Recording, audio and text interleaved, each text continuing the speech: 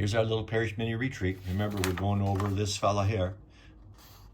John of the Cross as taught by the great St. John Paul II. This is for the third millennium. He's getting you ready. All right, we're reading this little paragraph, focusing on here. You can see the presence of God and of Christ, a renewing purification under the guidance of the Spirit, and the living of an informed and adult faith. It's another thing. Remember what I said about Pharaoh, his priesthood, trying to keep people not informed, keep them not free, okay? And you have a living and informed adult faith. You're going to know, you know why? Because there's going to be a lot of work to do. Do you have a living, informed, and adult faith?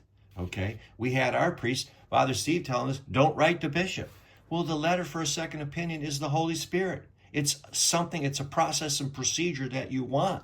So your pastor's trying to keep you blind, not a good sign. Christ came that you may, what did he do? The blind were able to see, the deaf were able to hear, the lame were able to walk, and the dumb, they were informed. That's just from a basic watch for that. Don't challenge them. You don't have to challenge them. But the good priests, the men who were destined to be good priests, they were told to shut up. And some men didn't shut up. And they weren't ordained. Well, that doesn't mean that you think that man can destroy that which God said, I formed in your mother's womb and I knew you, meaning these priests. If you are mothers of men that didn't get did not get ordained, we'll talk about how to get them ordained. But don't give up.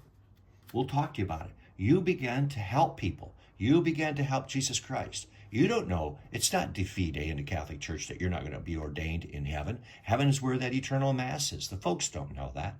They've been poorly formed. Okay, so go back here. A living and informed and adult faith. Well, how do we inform the faith? We begin to tell them about problems. And you'll see later on in this paragraph, he talks about that. Problems where? Inside the church. What problems? The problem of evil within the church, okay? So it doesn't mean that you have to do extraordinary things. Naaman the Syrian thought he had to do extraordinary things. He was told to wash 3 times in the River Jordan. He says, I'm not going to do that. And he was going to ready to do extraordinary work for God. And his servant said, oh, if God asked the extraordinary, wouldn't you do it? Yes. Why not do the ordinary? Just ordinary things, Inform yourself. Have your faith living and have it to be an adult, mature faith. And we'll decide, this is John Paul II preparing you, okay? And that makes you more awesome than an army in full battle array. That's Canticle of Tentacles. A soul in love with God, okay? That's what you're called to do. Challenge